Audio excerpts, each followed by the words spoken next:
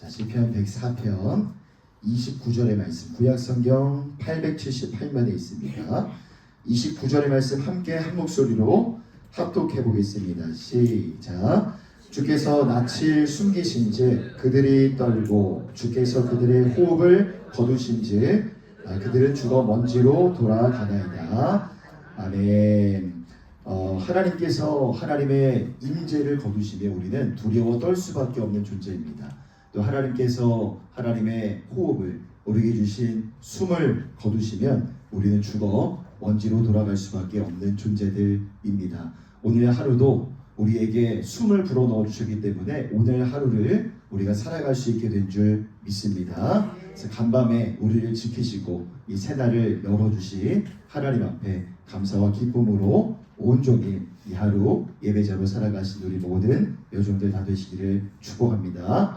자, 오늘 9번째 시간입니다. 치유와 회복이 일어나도록 섬기는 소그룹 리더. 자, 몇 번 남았을까요? 이제 우리가 목자교육에 4번 남았습니다. 어느덧 진짜 이 반이 금방 지나가고 이제 5월 첫 주부터 마지막 주까지 4번 남았습니다.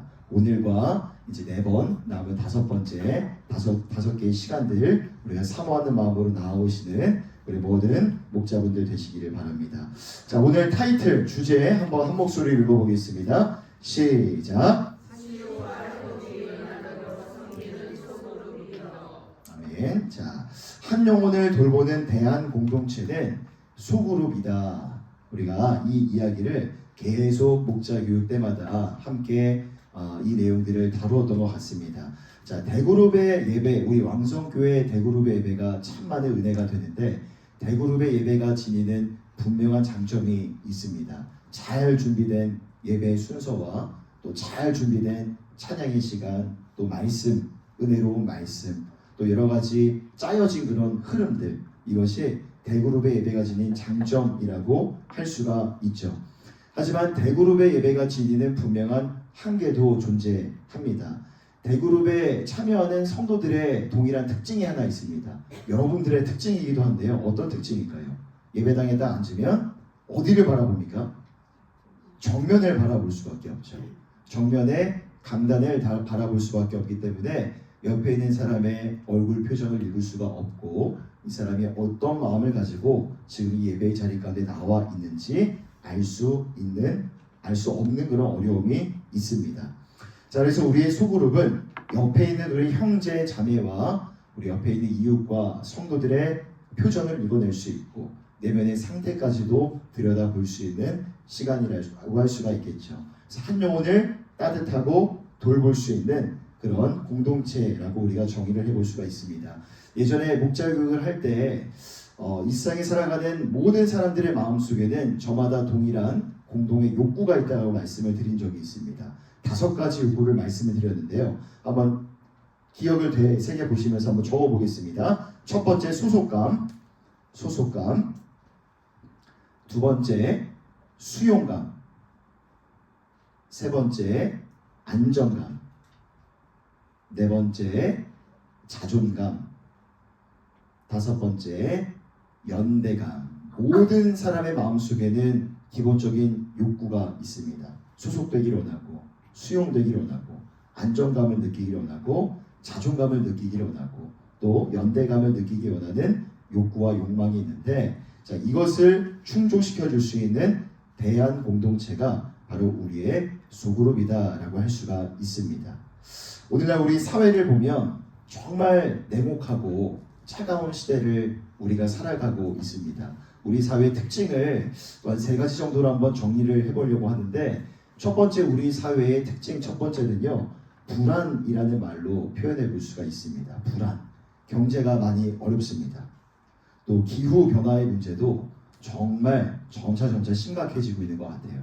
또 국제 전세의 긴장 상태가 계속되면서 개인도 불안하고 사회도 불안하고 온 나라가 불안에 떠는 그런 형국 속에 지금 이 세대를 우리가 살아가고 있는 것 같습니다.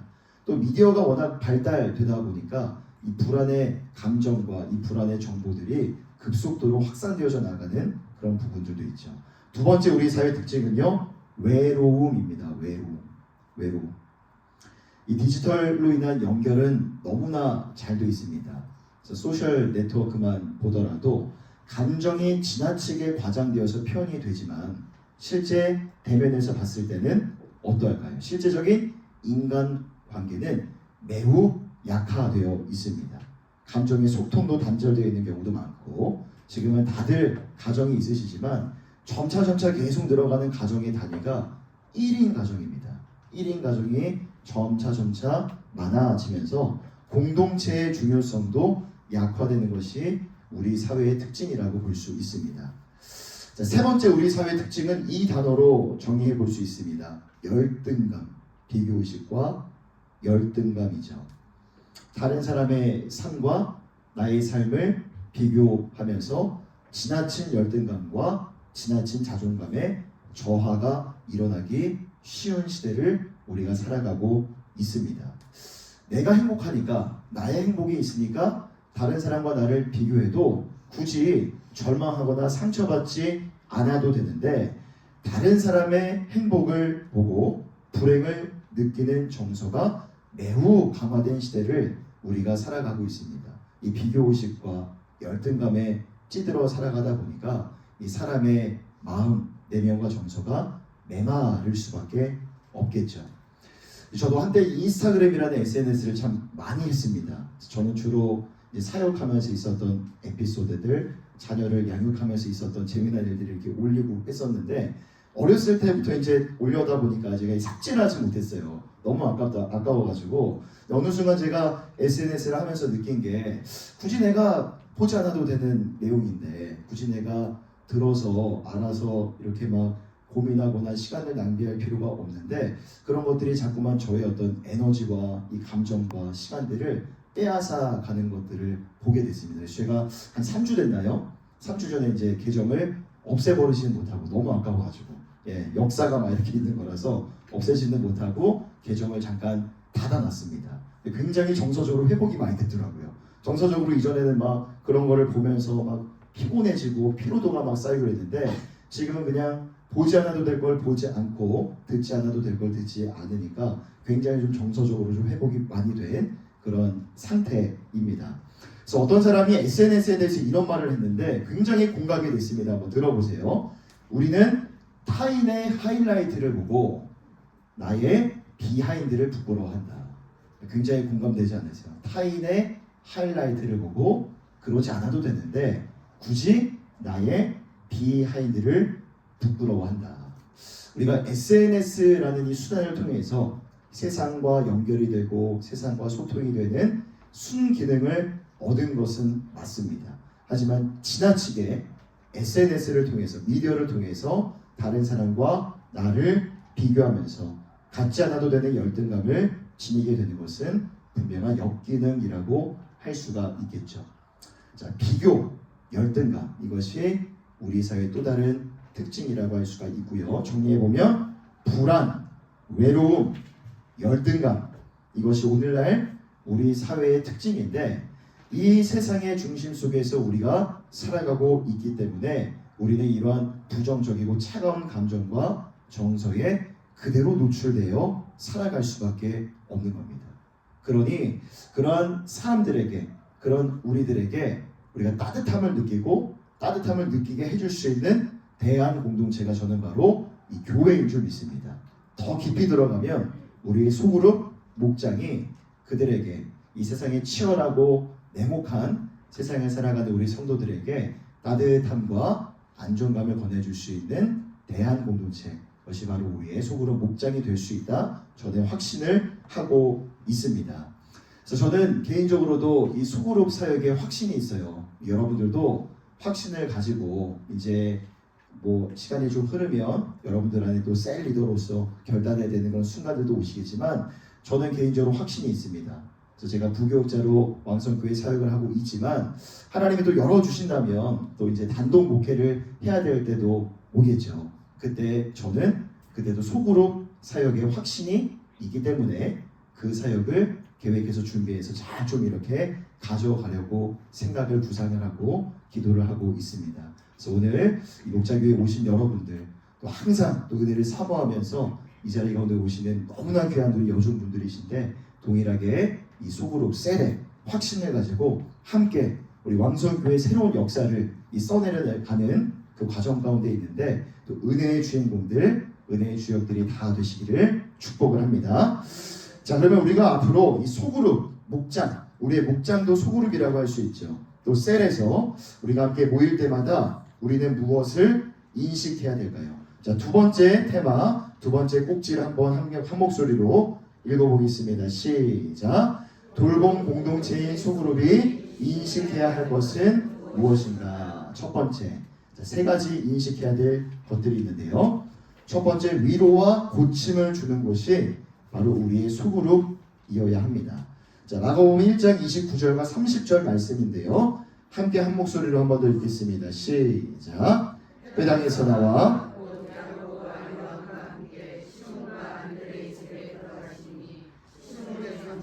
열병으로 누워있는지라 사람들이 곧 그 여자에 대하여 예수께 여짜오되. 아멘. 자, 예수님께서 안식일에 베드로의 장모의 열병을 고쳐주신 사건이 소개되어 있습니다. 중요한 것은 안식일 오전에 예수님께서 큰 무리들을 가르치시고 귀신 들린 자들을 고치신 후에 제자 베드로의 가정을 방문하셨다는 겁니다. 그 가정에서 베드로의 장모를 만나서 그 여의 질병을 고쳐주셨다는 거죠. 즉 장소의 변화가 지금 일어났는데요. 대그룹의 장소에서 회당에서 소그룹, 가정으로 전환이 이루어진 겁니다. 그리고 아주 사적인 그 가정이라는 영역에서 위로와 치유의 역사가 일어나게 된 것이죠. 자, 성경에는 나와 있지는 않죠. 이 놀라운 치유의 역사를 경험한 베드로의 장모는 이후에 어떤 인생을 살았을까요? 아마 여러분들이 머릿속에 생각하시는 것처럼 놀라운 기적을 경험한 이 여인은 예수님의 열렬한 후원자가 되었을 겁니다. 그리고 훗날 베드로가 복음을 전하며 이 초대교회의 지도자 반열에 올랐을 때에도 열렬한 이 사위 이 베드로의 후원자가 되었을 게 분명합니다. 이거는 자연스러운 원인과 결과인 겁니다.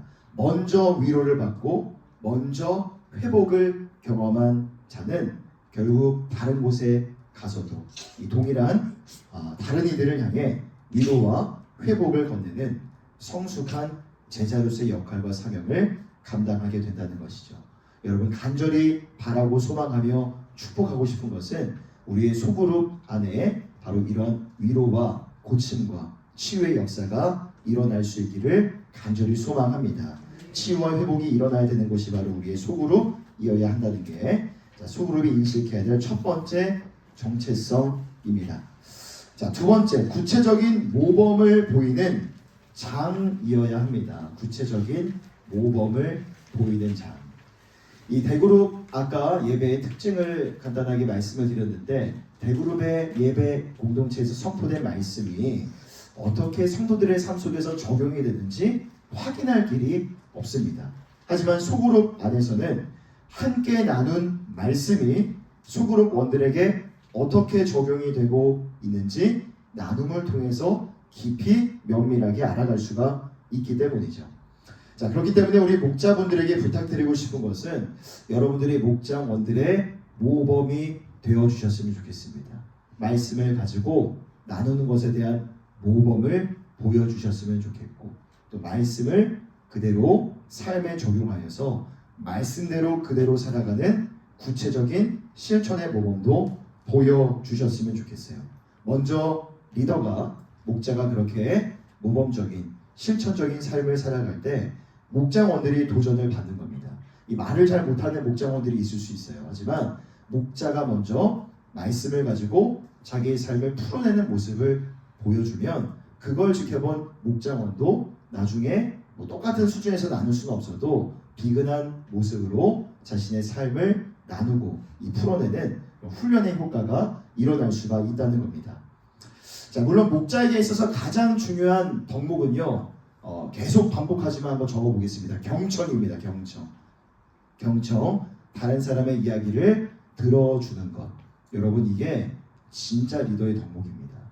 우리 목자분들에게 정말 부탁드리고 싶은 것은 두 가지만 지니셨으면 좋겠어요. 첫 번째는 말씀드렸던 경청이고 두 번째는 한 영혼을 사랑하는 마음. 이 두 가지만 있으면 됩니다. 기술과 스킬은요 나중에 훈련 받으시면 됩니다. 이 두 가지를 꼭 기억하시고 두 가지를 나의 강력한 목자의 무기로 삼으시는 장착하시는 은혜가 있기를 바랍니다. 자, 그래서 한번 우리가 실습을 한번 해봤으면 좋겠어요. 여러분 그 나눔지 갖고 오셨죠? 앞에 나눔지. 우리가 이번 학기에는 요 이제 나눔지를 가지고 좀 실습하는 시간이 한 번도 없었는데, 자, 우리 두 번째 질문입니다. 모세는 장성하여 결단을 했습니다. 나는 신앙 안에서 자라고 있나요? 아니면 여전히 어린아이와 같은 수준에서 머물고 있나요? 무엇으로 내 믿음과 신앙이 성장하고 있음을 느끼는지. 자, 두 명씩 한번 짝을 줘봤으면 좋겠어요. 두 명씩. 자, 눈 마주치신 분들이랑 짝을 바로바로 지어주시고. 예. 그래서 지난주 주일의 말씀입니다. 주일 말씀이에요. 믿음으로 모세는 장성하였다라고 말씀하고 있어요. 그래서 내가 무엇으로 내 신앙이 작년보다 올해 더 성장하고 있는지, 어떻게 느끼고 있는지, 자, 조금 제가 시간을 드릴 테니까요 한번 나눠보도록 하겠습니다.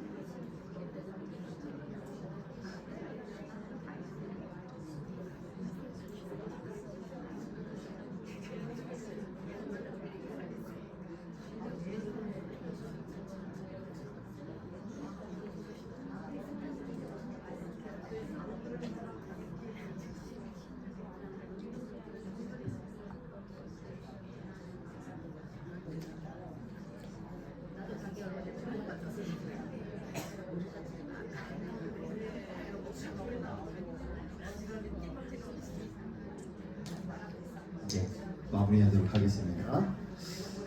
예, 모세는 장성하여 하나님 앞에 또 위대한 결단을 내렸고 하나님께서는 그것을 믿음이었다라고 정의를 하십니다. 그리고 믿음으로 하나님에게 나아가는 자 반드시 그가 계신 것과 상을 주시는 이심을 알게 된다는 말씀이 그의 삶 속에 그대로 이루어졌습니다.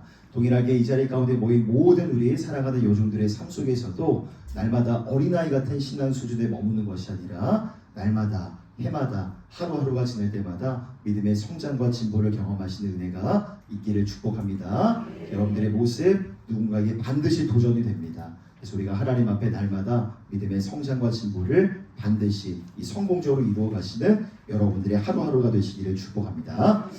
자, 세 번째, 영적 가족임을 경험하는 현장이 바로 우리의 소그룹이어야 합니다.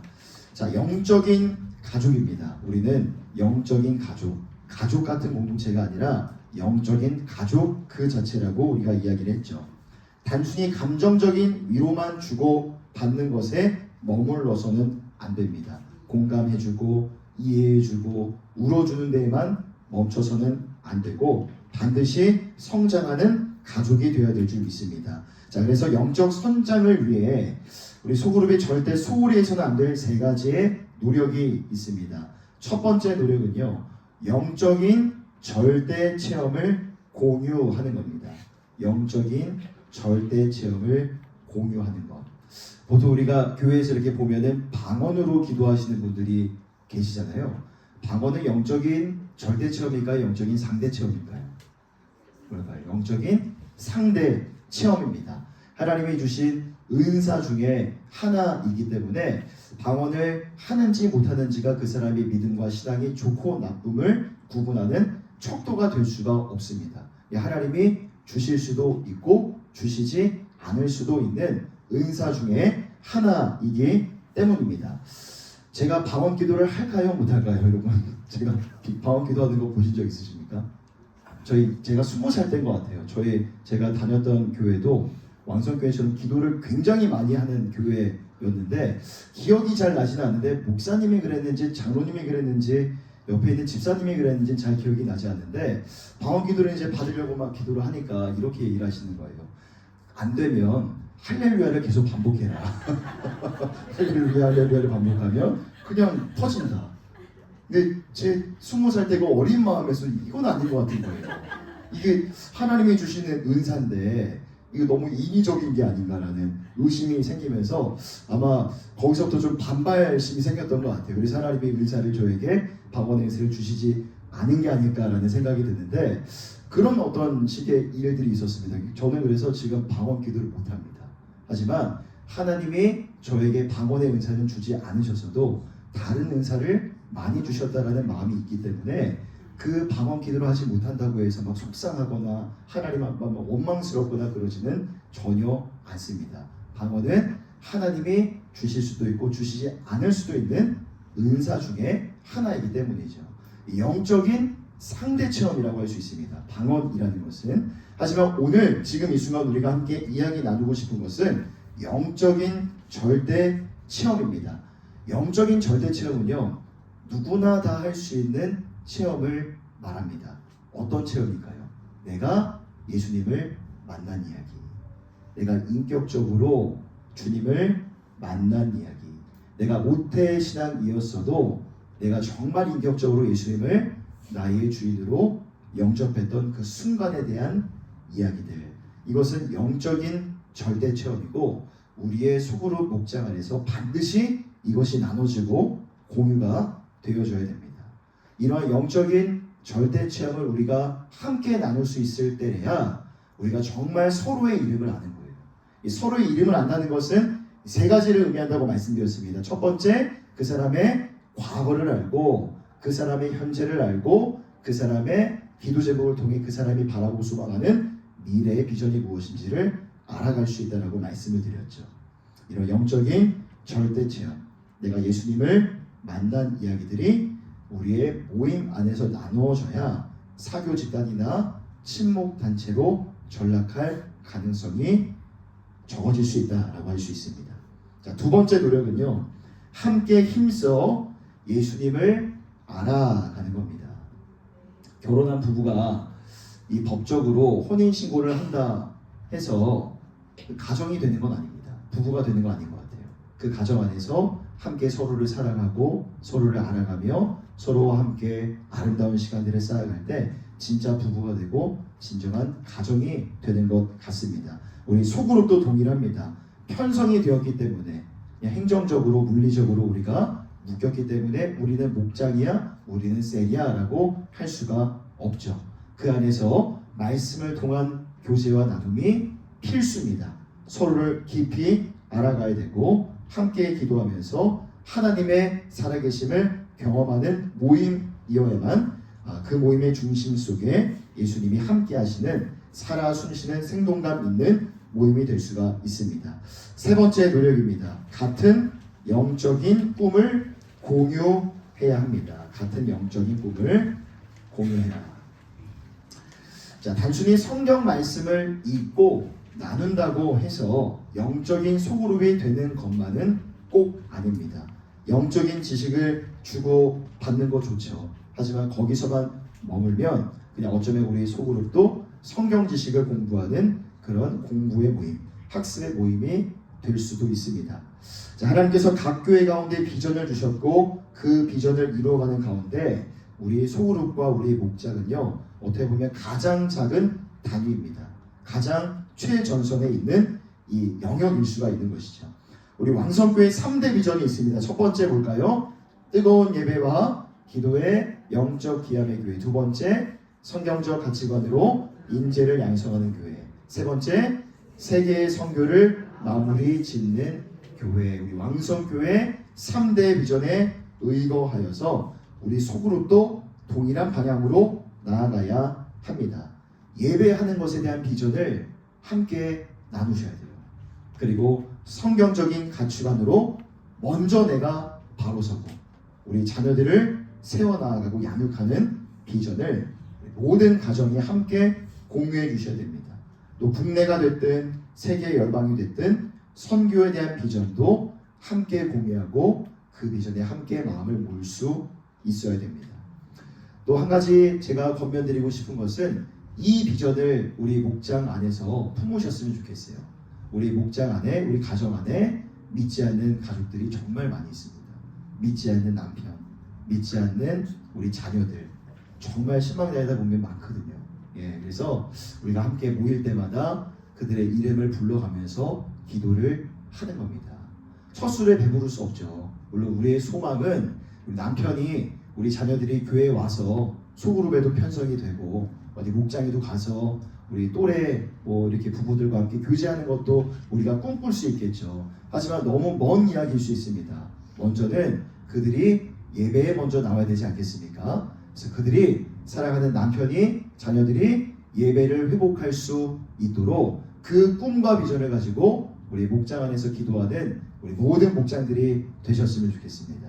그래서 남편이 자녀들 누구가 예배의 자리에 나왔다 하면 함께 기뻐할 수 있고 정말 내일처럼 즐겁고 행복감을 느낄 수 있는 영적인 가족이 바로 우리 소그룹 목장이 되었으면 좋겠습니다.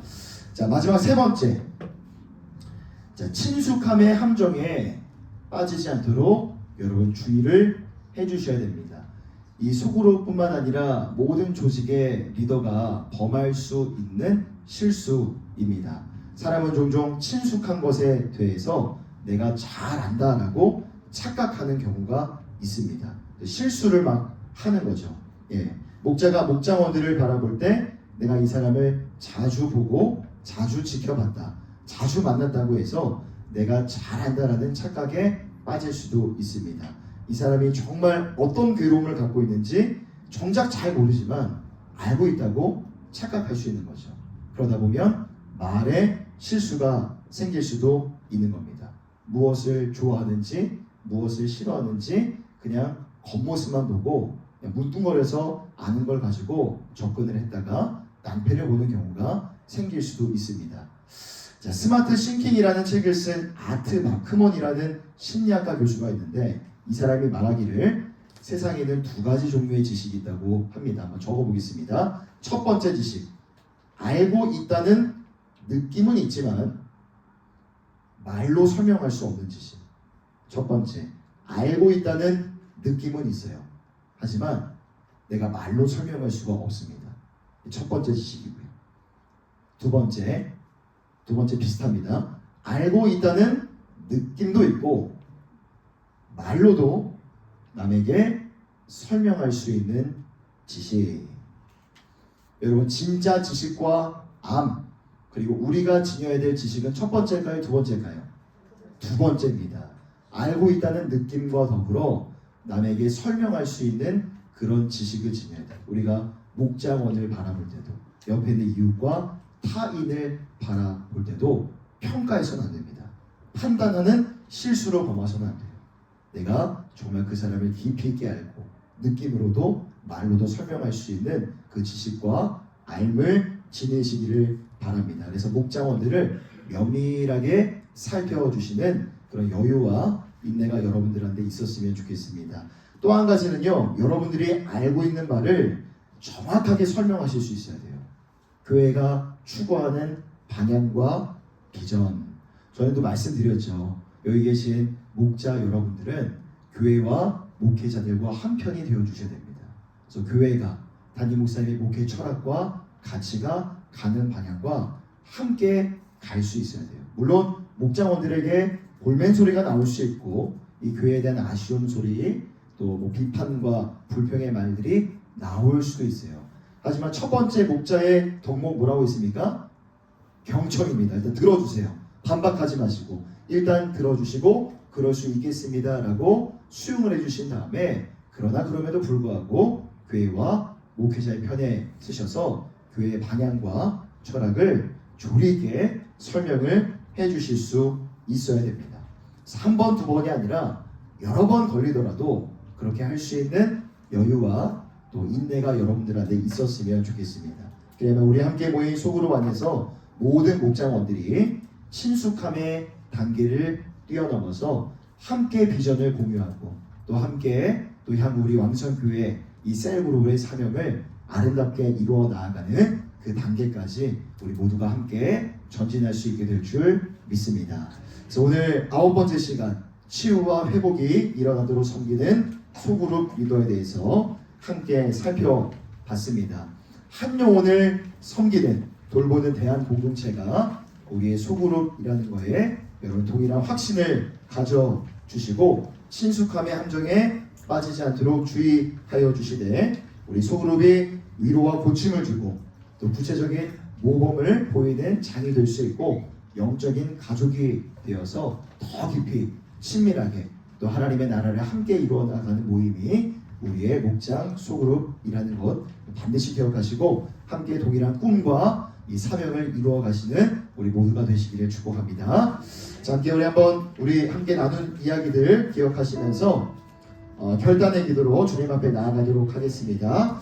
함께 기도하며 나아갈 때 하나님, 우리의 목장 또 영적인 가족으로 하나님의 줄로 지어주신 아름다운 구역인 줄 믿습니다. 하나님, 먼저 이 목자로 부름받은 우리에게 부족하고 연약한 부분들이 많이 있지만 하나님 지혜와 능력을 더하여 주시고 더욱더 잘 섬길 수 있도록 날마다 우리 주님이 나와 우리 모든 목자들과 함께 동행하여 주시옵소서. 우리 왕성교회가 내주신 이 셀그룹의 비전과 사명을 이루어 나아가는 은혜의 중심 가운데 우리 모두가 함께 서길 원합니다. 동일한 꿈을 꾸게 하여 주시고 동일한 가치와 동일한 철학을 마음에 품고 함께 전진하며 우리의 생각과 우리의 경험으로 제한하는 것이 아니라 하나님의 높으신 생각과 하나님의 많은 인생의 수를 붙들고 의지하여 하나님과 함께 동행하며 걸어 나아가는 우리 모든 동역자들 되어줄 수 있도록 인도하여 주시옵소서. 이 마음을 주님 앞에 올려드리시면서 우리 주님의 이름 한번 부르고 기도하며 나아가겠습니다. 주여,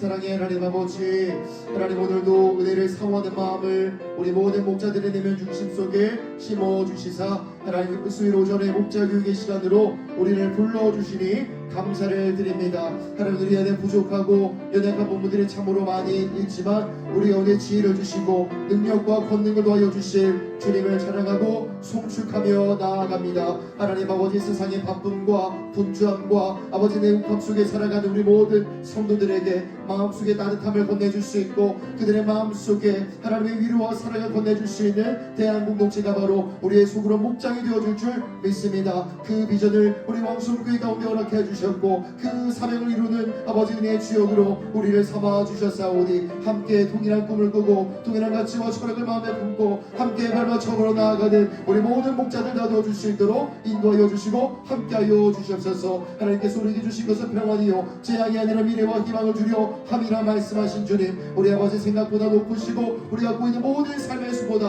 훨씬 더 많은 수를 갖고 계신 하나님을 붙들고 의지하며 아버지 하나님과 함께 동행하며 걸어나아가는 우리 모든 목자의 사역이 되어줄 수 있도록 하나님 인도하여 주시고 함께하여 주시옵소서. 그렇게 행하신 주님을 찬양하고 순순하며 나아갑니다. 하나님 모든 영광을 받아주시옵소서. 사랑과 은혜가 풍성하신 하나님, 하나님께서 집을 세우지 아니하시면 세우는 자의 수고가 헛되고 선을 지키지 아니하시며 파수꾼에 깨어 있음이 헛되도다라고 말씀하셨습니다. 하나님 우리의 인생 또 우리가 감당하고 있는 목자의 사역 또한 하나님이 도와주시지 않으면 하나님이 붙들어 주시지 않으면 아무런 의미요 아무런 소용이 없음을 겸손히 고백하며 나아갑니다. 하나님의 때와 하나님의 시기에 하나님 귀한 목자의 사명을 우리 가운데 불러주셨고 이 자리 가운데 세워주셨사오니 더욱더 잘 감당해 나아갈 수 있도록 지혜와 능력과 권능을 충만하게 도와여 주시고 앞으로도 우리 왕성교회 모든 아버지 하나님 목장 모임 또 셀그룹을 향한 비전과 이 사명을 이루어 나아가는 그런 은혜의 중심 가운데에 아버지 은혜의 주인공으로서 그 모든 일들의 산증인들이 되어줄 수 있도록 하나님 한 분 한 분 붙들어 주시고 은혜를 베풀어 주시옵소서. 하나님 이제 상반기 목자 교육 이제 4번의 시간이 남았습니다. 화급한 일 생기지 아니하도록 우리 모든 삶의 여정을 붙들어 주시고 은혜를 사모하며 5월 한 달 동안에 또 한 주도 빠짐없이 이 자리 가운데 나오는 우리 모든 목자들 되게 하여 주시옵소서. 하나님 이제 훈련을 시간을 마치고 아버지 하나님 예배의 자리로 나아갑니다. 나를 사랑하는 자가 나의 사랑을 이룰 것이고 나를 간절히 찾는 자가 나를 만나리라 말씀하신 주님, 언약의 말씀대로 하나님 말씀을 통하여 우리 모든 여종들의 삶 속에 하나님의 사랑의 옷을 입혀주시고 예배를 통하여 하나님의 음성 듣고 하나님의 살아계심을 경험하는 생명력 넘치는 예배의 시간을 되게 하여 주시옵소서. 그렇게 행하실 주님을 기대하며 우리 주 예수님의 이름으로 기도드립니다. 아멘. 하나님 앞에 영광의 박수 올려드리겠습니다.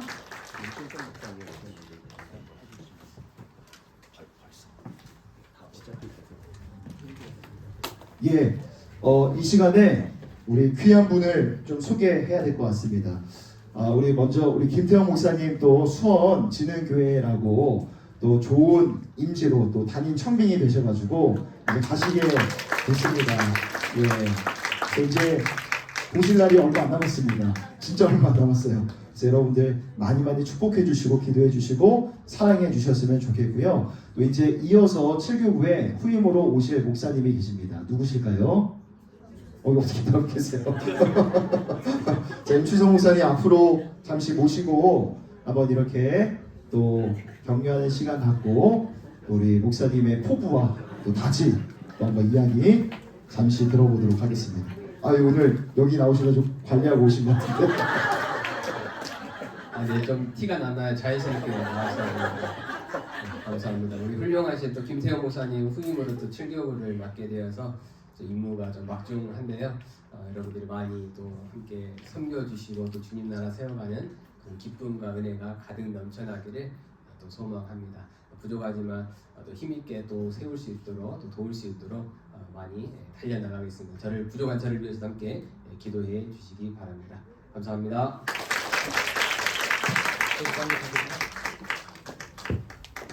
광고 2개만 하겠습니다. 사랑의 라면 나눔이 우리 정준하 씨와 함께 정준하요 정안준하요 여러분들 정 다 주셔야 되고 목자시니까 라면 한 박스씩은 다 이렇게 섬겨주셨으면 좋겠습니다. 그리고 두 번째로는 되게 발음이 힘든데요. 왕성 스페셜 프라이데이 나잇 이번 주 금요일에 진행하는데요. 가정 축복입니다. 담임 목사님께서 또 전체 오신 금철에 오신 모든 가족들 한 명 한 명 아이들까지 다 안수기도 해주시니까요. 지금 이렇게 인터파크 이런 데서 지금 비행기 티켓팅 하셨던 분들은 금철 이후로 이렇게 가는 걸로 좀 조정해 주셔서 함께 모두가 은혜 받는 시간 됐으면 좋겠습니다. 감사합니다.